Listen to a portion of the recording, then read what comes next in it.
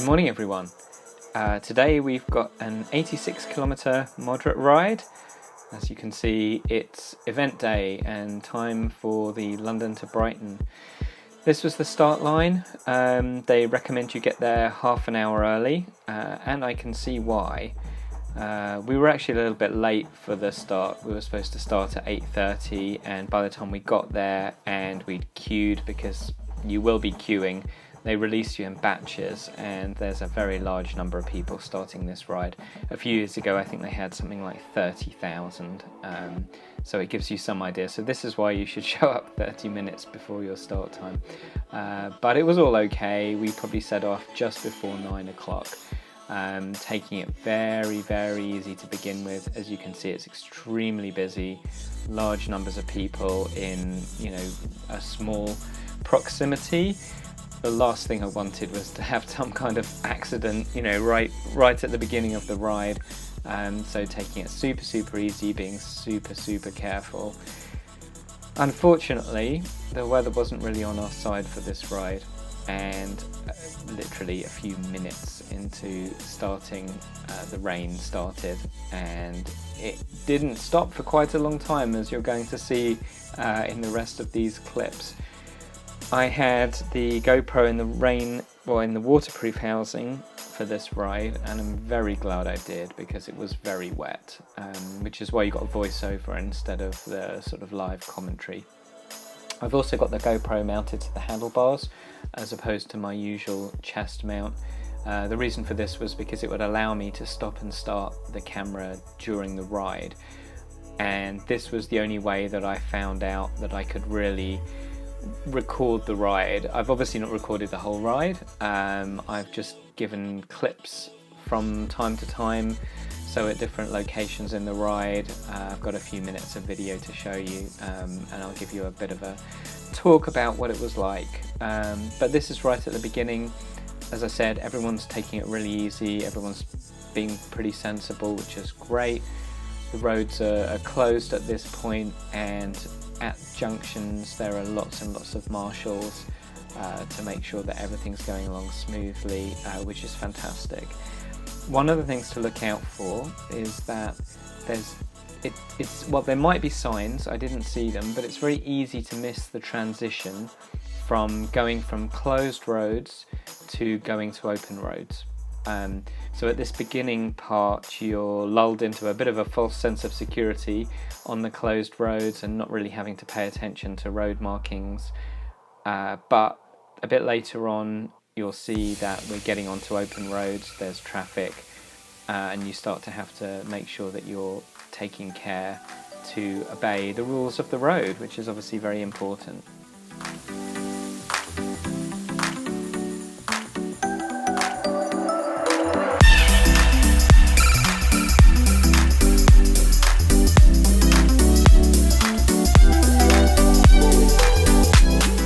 So at this point we've gone through Clapham, through Tooting, and we're around sort of Mitcham Common kind of area.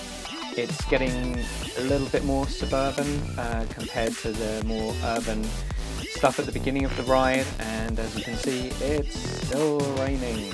That's going to feature quite heavily in this video because it was a rather wet ride. As you can see, it's still fairly busy, although it's starting to thin out a little bit.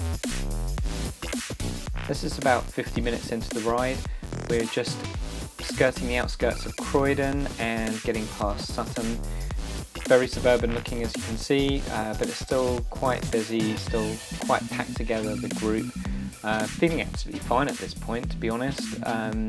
Feeling like I'm only just starting to get warmed up, which is great, but at this point we're just slowly starting to approach some of the climbs. Nothing major, but just some slow, steady inclines.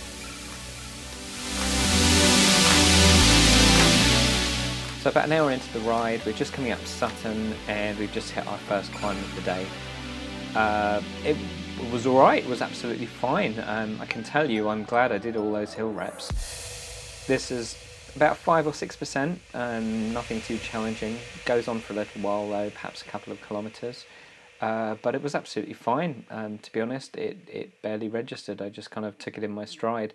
But that was all down to the preparation. That was all down to the training, the hill reps, everything. So do the training, guys. It really pays off in the day, and you can enjoy yourself and you can get through these hilly belts and not have to worry about it. This is about an hour and 10 in. More of the same really. We're just coming into sort of Banstead, Woodmanston, Chipstead, Coulston kind of area. And yeah, more of the same really, sort of around sort of 5 to 6% grade for a couple of kilometres. As you can see, you've got a few people with punctures and quite a few people already stopping to push. I can quite understand that, and if I hadn't have done all the training that I did, I would definitely be pushing up this hill. But as it was, with all the training and everything, it was absolutely fine. I felt perfectly okay, well within my limits, and quite happy to carry on. So still enjoying myself, still quite a bit of rain as you can see from the lens, but not too bad at this point. It's quite sheltered, so not so bad. But by the time we got to Ditchling Beacon, you'll see a bit later on, it was pretty windy and still quite wet.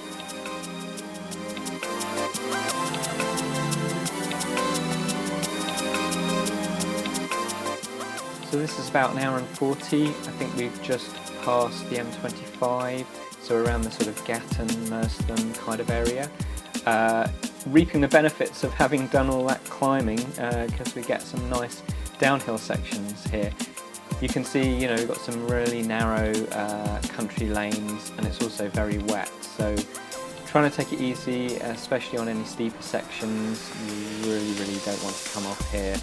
It will be a bad idea, and it definitely ruined the rest of my ride. So just taking it easy at this point still, enjoying the scenery, pacing myself, still feeling absolutely fine at this point. Unfortunately, quite a few people with punctures and various other things. So, but it was really nice to see actually. I don't know if they were riding in groups, but I very rarely saw anybody with a puncture or any kind of mechanical on their own. A lot of people stopping to help, which was really fantastic. What a nice atmosphere.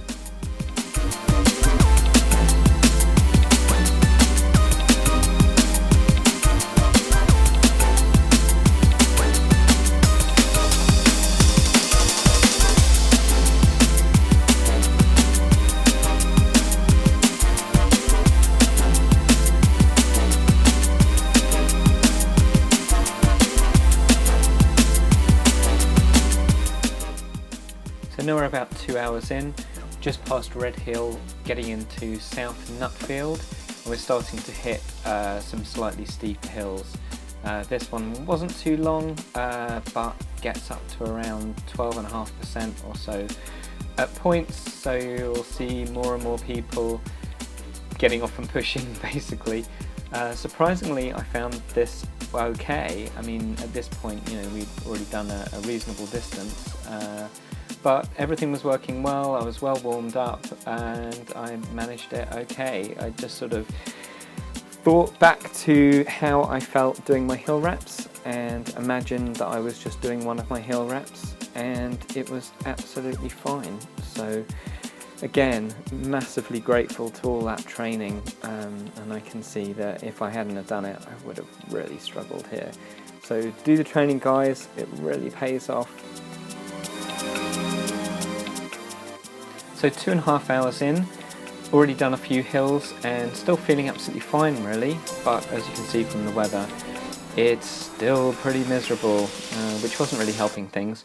I think at this point we're around Burstow, Smallfield, Crawley Down, that kind of area, and getting towards a place called Turner's Hill, where we've got another of the more significant hills on the route, but to be honest, none of them really compare to Ditchling Beacon, but you know, if hills are something that you struggle with a bit, it's definitely something to look out for.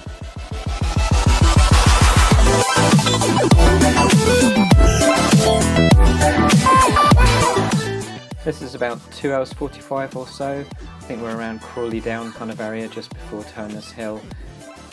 Absolutely chucking it down still, really wet. not the most enjoyable, admittedly, but still feeling fairly buoyant that I've managed to get this far, still feeling okay, probably starting to feel a little bit tired at this point, but now's the point that I need to make sure that I am well hydrated and make sure that I'm eating plenty. We did stop a reasonable amount at various points. I haven't recorded the points that we've stopped, but there are places to stop. I think it's around every 5 miles. So I would definitely encourage you to make the most of those, not necessarily from a point of view of resting, although that's important, but certainly use them as a reminder to have something to drink, and perhaps even more importantly, in a way, make sure you keep eating, because I think it's easy to forget that, but make sure that you keep fueled and keep going. This is just past Turner's Hill. We're at about 3 hours now. Still raining, as you can see, but it's fairly easy going at this point, relatively flat, and feeling relatively confident, although starting to feel the distance. I certainly don't think the conditions helped. I think perhaps if it was a bit sunnier, not too hot, but a bit sunnier, it might have buoyed my mood a bit, and perhaps wouldn't have felt quite as fatigued. There's something about riding through the rain and the wind that really sort of tires you out a bit. But yeah, all going okay at this point. So 3.5 hours in, easy going, a lot of downhill up until this point. I think we're just between Ardingly and coming into Haywards Heath. We've done about 55 kilometres or so at this point, and yes, it's still raining.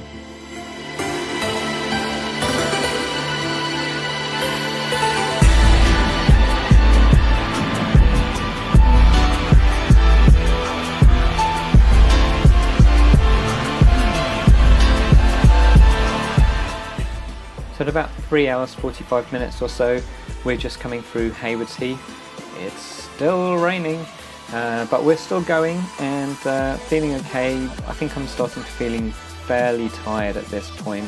We've done about 60 kilometres or so, but I'm encouraged by the fact that I know that Haywards Heath is well on the way to Brighton, so I know that there's not too far to go, but I also know that there's still Ditchling Beacon between me and my destination.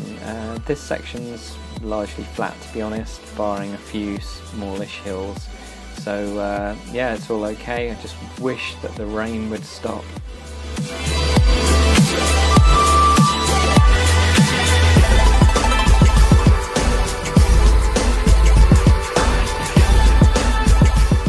So this is about 4 hours in.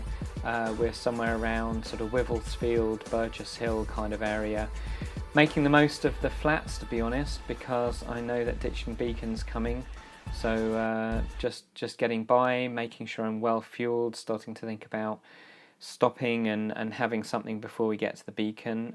There are plenty of places to stop that specifically say last point to stop before Ditchling Beacon, so I would say that unless you're feeling super fresh and well fueled, definitely take advantage of those. Just gives your legs a bit of a shake out. Make sure you have something to eat, something to drink, and get yourself psyched up.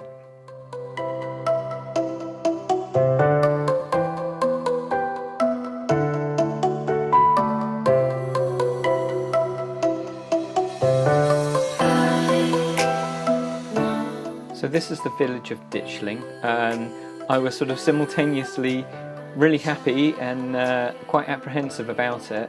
It's a lovely little village, and I must say the people who live there were just so welcoming.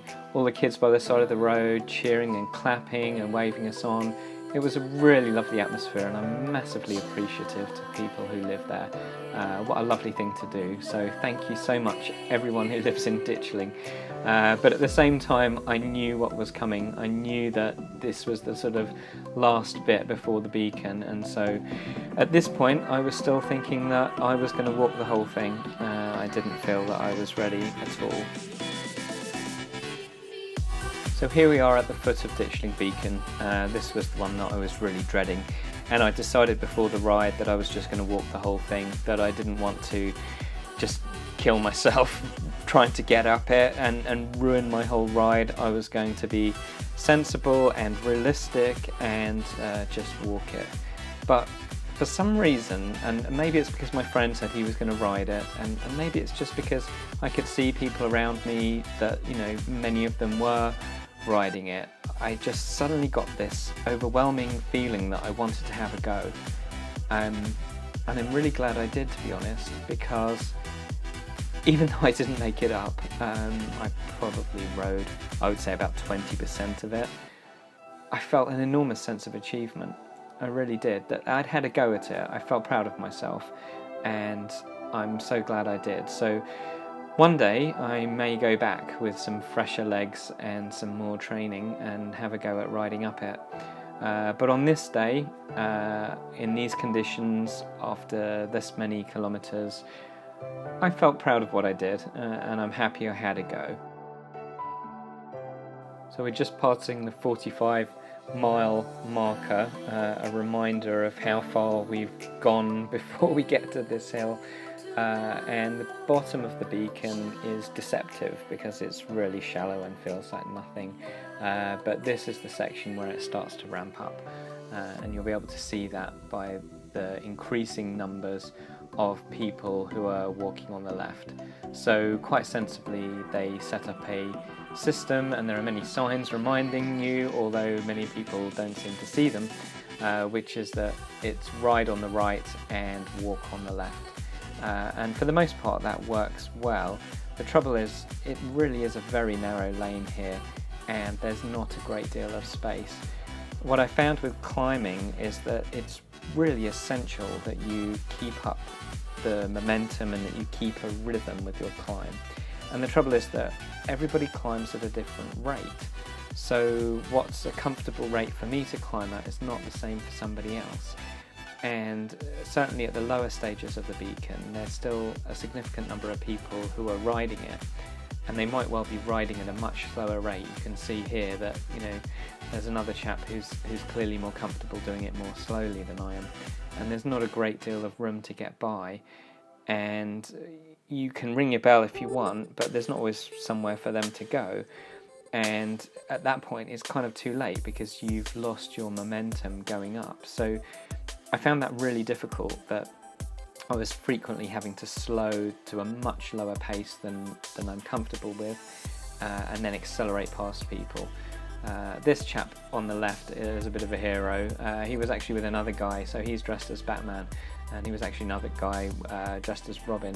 I'm not sure where Robin's gone off to. He's either flown up ahead or he's miles behind. I'm not sure which. But at this point, yeah, still feeling within my comfort zone and feeling like I can do it. The beacon's quite variable, actually. It's not a nice sort of consistent grade, neither is it a nice straight line. I can't tell whether that's a good thing. I guess if it was all a straight road, you could see how long it was, and that might put you off. But this way round, you get to the next corner thinking that you might have got to the top, and then you see a whole other section still to go, so that can be a bit daunting. And also the gradient's quite variable, so you can see here that somebody's, you know, getting out their saddle to get up it. There's some steeper parts that I think perhaps go up to around 15% or so, and then there's some shallower bits too. So I found that the best thing to do was to really use those shallow bits, to go really easy on them and try and use them to recover a bit, to try and catch your breath and get back into your rhythm. And then obviously the steeper bits, you just kind of have to push through them. But this only worked so much for me, and eventually I did feel that I needed to stop. I could have kept going if I'm honest, but I don't know whether I would have left enough to have completed the ride. And that was my main concern, not having done this before, or at least not any time in the last almost 30 years. I wanted to make sure that I paced it properly, and that I left enough in the tank to finish it and feel okay. So at this point I'm good, I'm feeling fine, but yeah, I'm starting to suffer a bit, and I'm conscious of the fact that I'm going to have to stop at some point.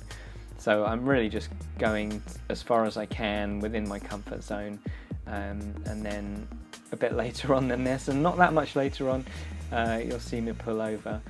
I must say I was really impressed with everybody on the ride. I mean, first of all, it's a fantastic achievement just to even sign up for it says a lot about your mentality, but to do it in those conditions and to complete it is fantastic.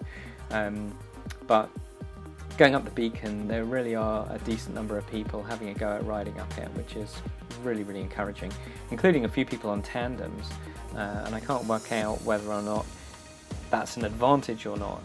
Do you have a better power to weight ratio on a tandem? I'm not really sure. I haven't done the science, but it was impressive nonetheless. So yeah, I'm still going at this point, but you'll see relatively shortly that I decide that it's too much for me. When I did get off and start walking, I was quite surprised actually that even though I was walking fairly quickly, I was actually walking at the same speed as some of the people were riding it. And I ended up actually beating my friend to the top, which I never thought would happen, and he rode the whole thing. So just goes to show that riding isn't necessarily the fastest way to get up. You might actually be better off walking, but that's not the point really, is it?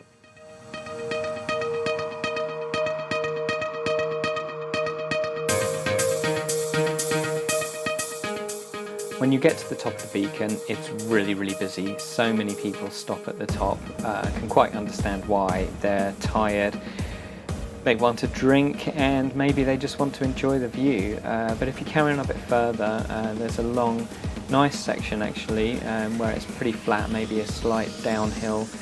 Yeah, you can just sort of cruise along, recover a bit, and take in some of the lovely views over the South Downs. So we made it past Ditchling Beacon, and at this point I'm feeling really buoyed. I'm buoyed because this is the outskirts of Brighton, and being from Brighton, I know where I am and I know how much further I've got to go, and it's not too far at all. I must say though, this was quite a dangerous section. It's not completely closed, as you can see. Brighton's a bit funny in the sense that there's only really properly one road in and out of Brighton, at least if you're coming from London, and it's busy, and as you can see it's open to traffic. There are some cycle lanes and bus lanes, which is useful because obviously we can use those, but even so, it is busy with traffic, and it's also busy with cyclists because obviously you're getting towards the end, it's traffic lights and things like that, and the pack's starting to bunch again together, so just be careful here. They say that the majority of car accidents happen close to home because people relax, and I kind of think that it's the same thing here, so keep your wits about you, make sure you finish. So here we are coming into the centre of Brighton, and as you can see, at least it's coned off, which is good, but it is getting busier and busier with cyclists, and I can see how it would be very easy for accidents to occur at this stage. In fact, a very good friend of mine got to this point here and managed to break her arm, which isn't too great, but this was a long time ago and she's fine now. So yeah, like I said, be careful, but it's really exciting getting to this point, knowing you're almost there, and there was a fantastic feeling and atmosphere. Quite a few of the cyclists had music on their bikes. Loads of the marshals were really supportive and really encouraging, clapping, cheering. It was really fantastic. I must say there was a bit of a party, carnival kind of atmosphere going on as we got into Brighton. It was really wonderful, and that's certainly one of the nicest things about the ride, which was that despite the weather and everything else, the atmosphere, the attitudes, the support was really fantastic, and it made it the event that it was. So thank you to everyone.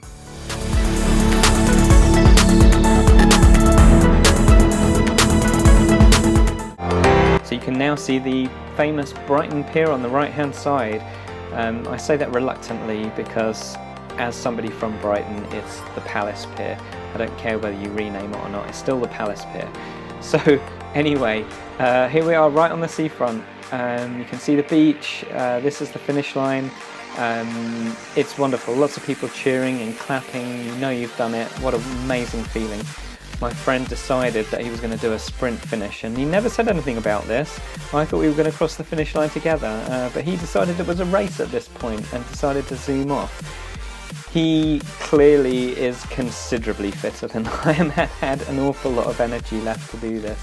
I really struggled, and to be honest, this was a bit silly, this pass, although I did shout out to let them know that I was passing them on the right. So yeah, I emptied the tank at this point. I did what I could without injuring myself, but it was a fantastic feeling to get across the finish line. Straight after the finish line though, just watch out, they put some sort of rumble strip things down, which obviously they do to try and slow you down. People are stopping after the finish line. So the last thing you want is people coming in at high speed and crashing into them. But watch out for them, because if you do go through here quickly, you could have a problem. There we go, they're just bouncing over them now. But yeah, what a wonderful feeling, what a lovely reception from people who didn't have to be there necessarily, and the weather really wasn't on our side, so I really appreciate all the support.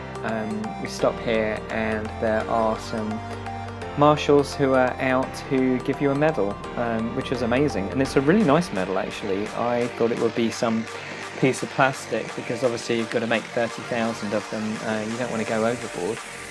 But it's a really nice medal, whatever it's made of, and it's solid metal, whatever it is. And yeah, really made you feel like you've achieved something. So I'm gonna cherish that. So thank you, British Heart Foundation. But what can I say about the ride? It was great. It was really good. I'm so pleased I did it. I'm so pleased I managed it. I felt mostly fine. I didn't feel too exhausted, but what I did feel is that I had quite a lot of pain in my right knee, and that only developed really towards the end of the ride, and that's persisted a bit actually. It's still hurting a few weeks later, but I'm just trying to take it easy, and I'm sure it'll be okay. It was probably just swollen, to be honest, nothing to worry about too much. So I'll put some stats up on the screen. Just keep in mind that this included the ride from my house to the start line as well, so it's a bit longer than the regular London to Brighton ride. But I'm pretty happy with it, mostly limited by how busy it was and other factors other than necessarily just my outright pace, but it wasn't a race. So yeah, just feeling really proud of everything, to be honest. But thank you so much. Thanks for watching. I hope you enjoyed the London to Brighton 2019, and I'll definitely probably be doing this again in the future. So thanks a lot for coming, and I'll be back soon. Bye.